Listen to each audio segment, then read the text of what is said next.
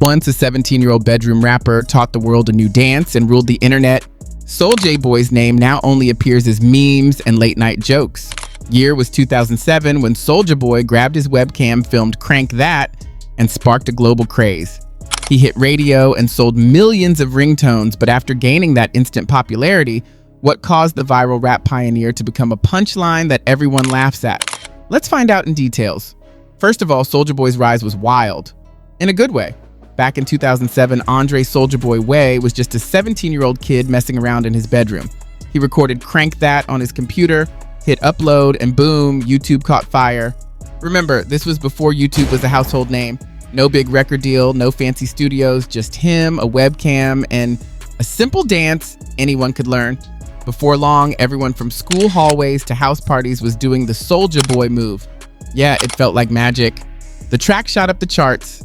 He landed on BET's 106 in Park and MTV's TRL, shows that back then could make or break an artist. Suddenly, every radio station wanted a piece of him. He went from YouTube star to major label artist almost overnight. And the money poured in. Ringtones, downloads, appearances. He became the blueprint for digital rap success. For the first time, a teenager showed us that you didn't need a veteran producer or a radio plug to blow up. You could do it all yourself, and people loved that. But here's where things took a turn. By 2010, the music world had already started moving on. Streaming services like Spotify and Apple Music were gaining ground. Ringtones, they became old news.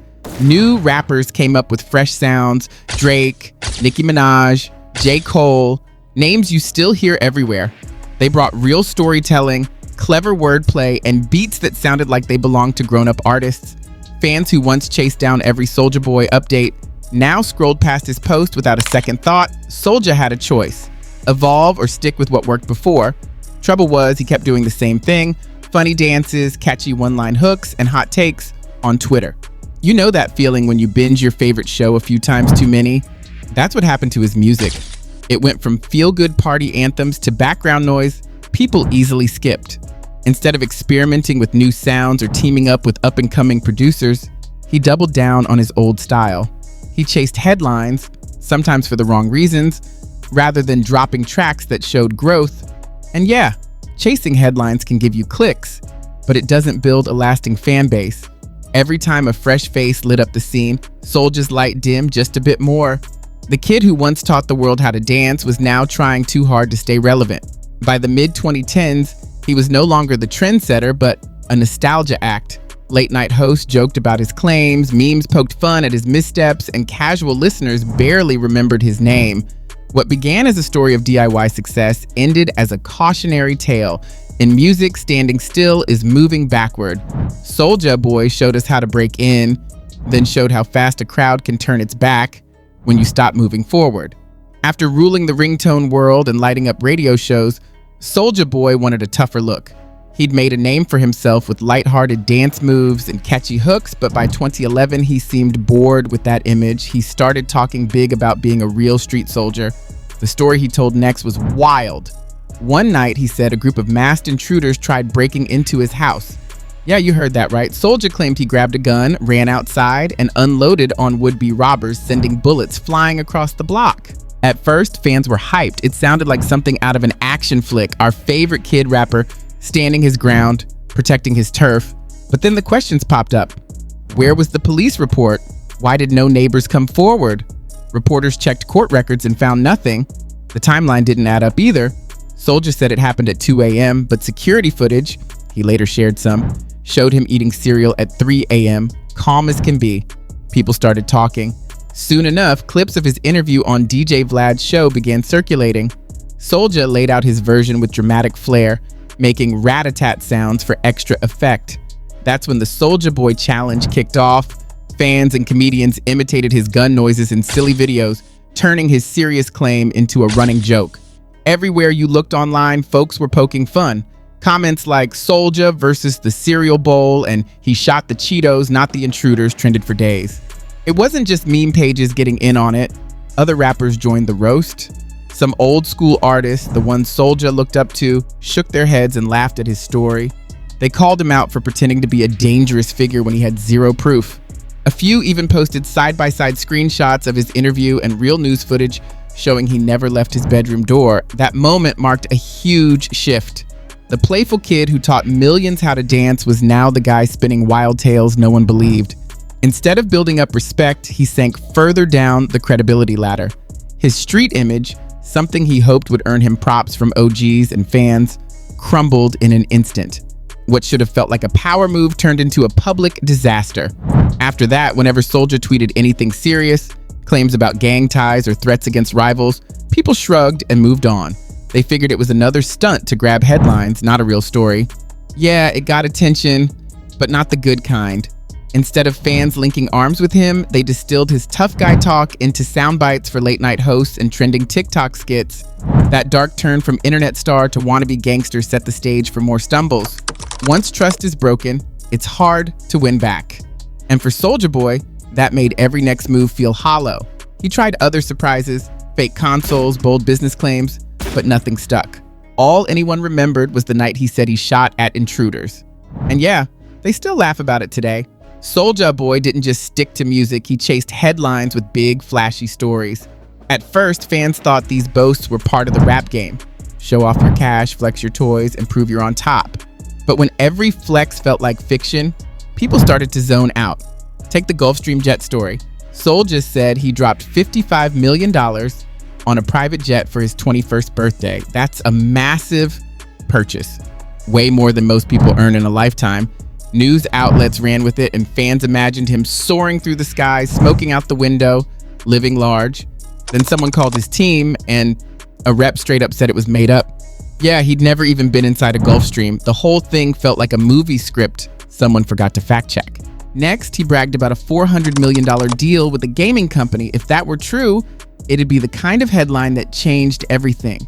Instead, when journalists dug deeper, they found it was a tiny stock option agreement, a promise to maybe get a small slice of company shares later, not guaranteed cash.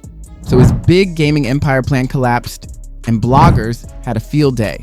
Soulja's gaming deal was just play money, they joked. But he didn't stop there. Soulja claimed ownership of Atari, the old video game pioneer. He tweeted that he planned to buy the company and roll out his own consoles. People pinned their hopes on new Soulja consoles that would play Mario and Pokemon without any copy issues. Of course, Nintendo and Sony quickly put the brakes on that idea with legal warnings. Atari itself popped up on social media saying he owned nothing. Oops, another claim gone sideways. Then came the crypto era. Every rapper seemed to be launching digital coins back then, so Soulja dropped his own Soulja coin. He hyped huge returns and partnerships with unnamed tech firms. People bought in, wallets got excited, then nothing. No updates, no growth, just a website that shut down. The promise of easy money vanished overnight. Every few months, he'd unleash a new bombshell. Check out my penthouse in Miami. Or, I'm linked to Compton's top gang leaders. Or, I'm launching a college scholarship with my own foundation. Each time, social media lit up. But within days, reporters discovered he'd never owned the penthouse, never had official gang ties, and his scholarship plan was just a tweet with no nonprofit paperwork. Fans realized these headlines were empty, and soon it wasn't even worth the click. Why do fans care about this? In music, trust is everything. When listeners can't tell what's real, they tune out. If you promise the moon and deliver a pebble, people lose respect. Soulja's pattern was always the same. Make a huge claim, watch the buzz grow, then get called out for lying. And every time that happened, he lost a bit more credibility. This wasn't a one-off mistake, it became his brand. Wild claims, viral reactions, then quick debunking. Late-night TV hosts read his tweets like comedy scripts.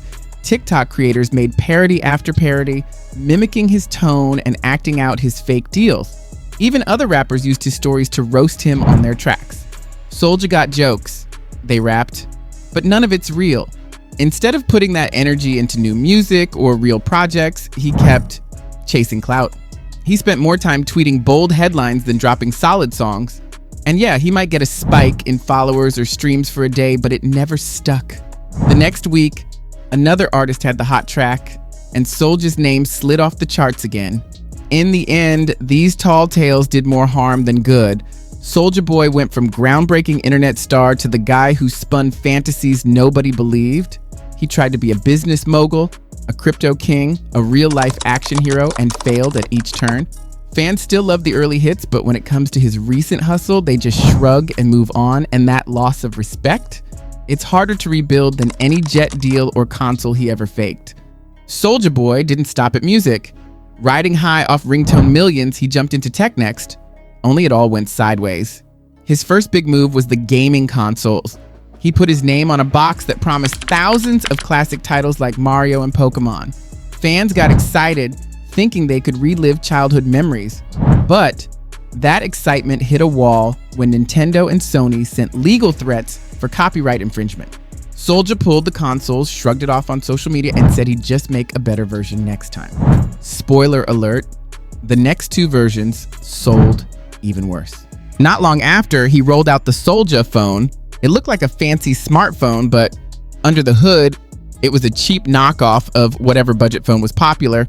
Same story with the Soulja Watch and Soulja Watch 2, generic smartwatches with his logo stamped on the front. Reviewers trashed them as overpriced junk that barely worked.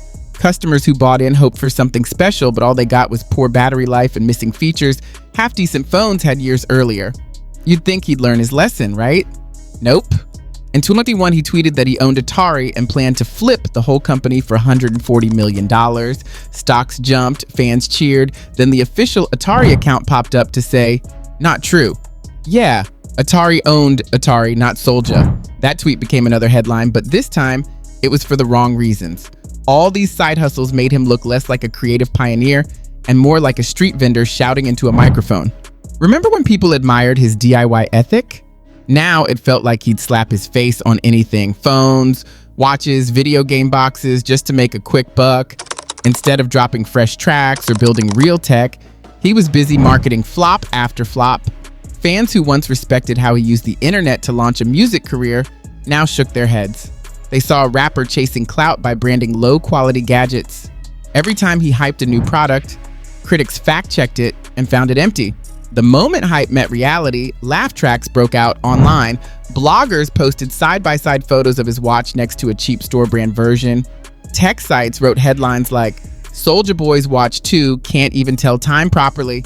Why did he keep doing it? Maybe he thought he could copy his ringtone success in tech, or maybe he just loved being in the news, but whatever the reason, each new gadget chipped away at his reputation. Instead of being the rapper who changed how artists connect with fans, he became the rapper who slapped his name on junk.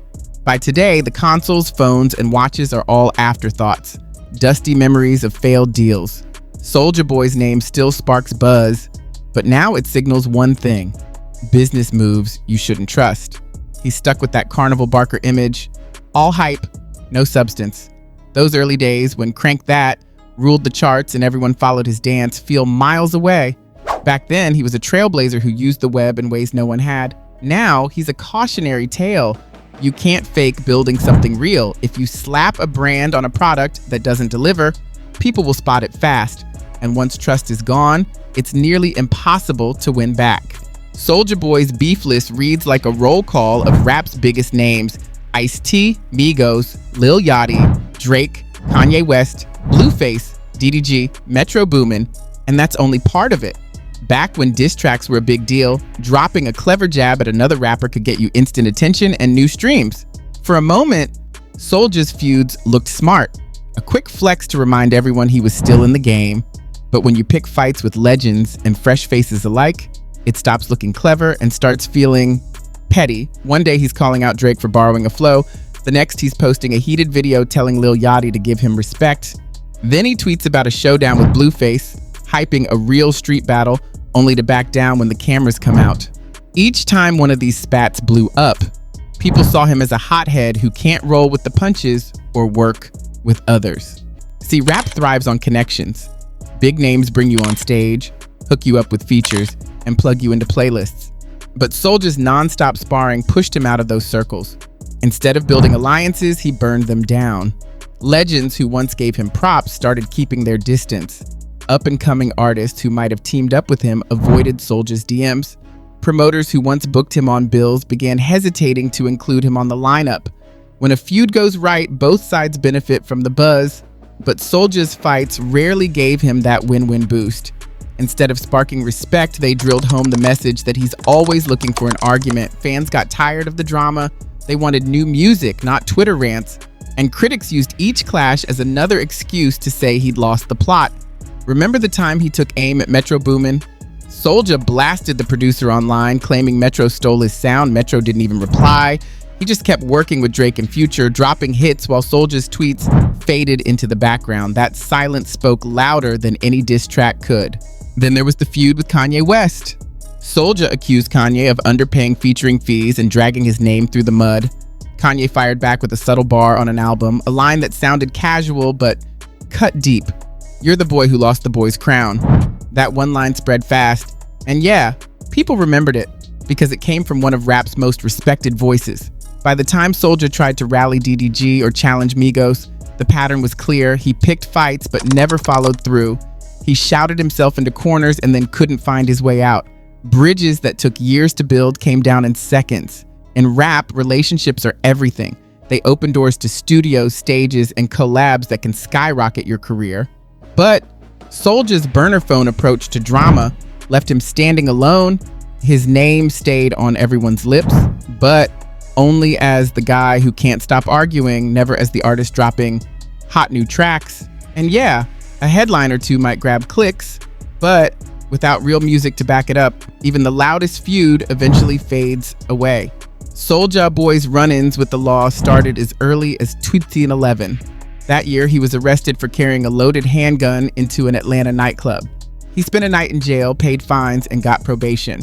For most artists, that would be a one-and-done headline. But for Soulja, it was just the first in a long string of legal headaches. Fast forward to 2019, and he was back behind bars, this time for a probation violation. He'd slipped up on the terms of his earlier sentence and wound up spending a few weeks in lockup. Fans who remembered his rags to riches story saw him trading recording sessions for cell blocks. Instead of new music, all anyone heard was clinking jail bars and courtroom chatter. Also in 2019, his former assistant sued him for kidnapping, assault, and emotional distress. She said Soulja locked her in his home, threatened her, and wouldn't let her leave. A jury agreed she deserved justice and hit him with a multi-million-dollar judgment. Soulja tried to appeal, but the damage was done. Suddenly, the headlines weren't about his next hit. They were about a star who put an employee through hell. More recently, others have stepped forward with their own claims. In one case, a woman accused him of assault, saying he grabbed her and hurt her at a party. In another, two men filed suit for false imprisonment, saying he detained them against their will over a money dispute. These suits ask for tens of millions in damages. Court records show Soulja's legal team fighting back, but public opinion isn't waiting for a judge's ruling. All these lawsuits cost him big time, in cash, in months spent on depositions and hearings, and in reputation. Even when charges got dropped or settled out of court, people remembered the drama, not the dismissal. Online forums buzz with jokes about Soulja's court dates and memes poke fun at his mugshots. A late-night host will crack wise about his latest hearing before anyone plays his newest track. You know how rap fans value real talk? They want artists who spill their truth in bars, not offbeat stories from courtroom files. When your name rings out more in legal filings than radio playlists, it shifts how people see you. Instead of that kid who shook the internet, Soulja became the rapper always in trouble, speaking your life into your music. Soulja's legal saga reminds everyone that facing real problems is part of the hustle, but only if you turn that energy into art. If you only get headlines for court dates, fans start to ask, where's the music? For Soulja Boy, the courtroom became as familiar as the studio, yet he never seemed to lay down a track that matched the drama. In the end, legal battles aren't just about fines or jail time. They shape how an artist stays in the game. Soulja Boy's ongoing court troubles cost him more than cash. They cost him trust. And in a world where credibility is everything, losing that trust can be a career ender. By now, Soulja Boy's finances were in rough shape. A judge even pointed out in court that he couldn't cover his $25,000 monthly rent on a Los Angeles mansion. That wasn't a small side note. It showed he was stretched too thin. Legal bills from lawsuits, failed gadget ventures, and missed payments ate through his cash faster than his old ringtone money ever did. At his peak, Soulja was pulling in more than $10 million in a single year. He had exotic cars, diamond chains, and a lifestyle that matched big-name rappers. But when the consoles flopped, the watches fizzled, and the big business deals turned out to be smoke and mirrors, that fortune vanished. The lawsuits from his ex-assistant and others added multi-million-dollar judgments to his debts. Suddenly, all the jewelry and cars he showed off weren't liquid assets. They were heavy, unsellable reminders of better days. On top of that, his music income dried up. His early hits still get played, but new tracks barely hit 5 digits in streams. In today's streaming world, those numbers translate to a few $100s, not enough to pay even a single month's rent. When most of your earnings come from songs you released more than 10 years ago, it's a clear sign your career isn't moving forward. Soulja tried to cash in on nostalgia, throwback shows, anniversary tours, even re-releases of old mixtapes, but fans showed up for a quick dose of crank that and then left. They wanted the new energy he once brought, not a trip down memory lane. Promoters noticed empty seats and ticket prices dropped. A few years ago, he could fill mid-sized clubs. Now he's lucky to sell half the venue. The gap between Soulja Boy's past success and his current struggles feels huge. He built his brand on being first viral rapper, ringtone king, social media pioneer. But when the spotlight shifted, he didn't adapt. Instead, he kept chasing headlines, hoping one big stunt would refill his bank account. It never did. His story is a warning. You can't fake growth forever. If you don't keep making hits or launching solid projects, the money and the fans will move on. For Soulja Boy, the bank called time on his legacy, and he's left scrambling to stay afloat. These days, Soulja Boy is everywhere online, but not for his music. He tweets every morning, jumps on live streams to rant about old feuds, and pops up in highlight reels of celebrity clashes. Yet if you go looking for his latest song, you'll find playlists full of flashbacks to Crank That, not fresh tracks. He's gone from being the guy everyone watched to the guy everyone jokes about. He's the poster child for how not to evolve. Back in 2007, he figured out how to use the internet to make music a shared social event. Now he uses it to chase drama, wild claims, gadget launches that flop, endless beefs. Fans who once followed his every move have moved on to artists dropping real hits and new sounds. When an audience switches off, it's hard to switch them back on. But here's the thing, it's not too late. Soulja's built-in advantage is his own story. He showed us that a smart kid with a camera and a catchy hook could beat the big record labels. That energy is still in him. If he put half as much effort into writing honest lyrics as he does into dreaming up the next headline, he could surprise us all. Imagine Soulja Boy dropping a raw mixtape about what he's learned, his childhood, his rise, his mistakes.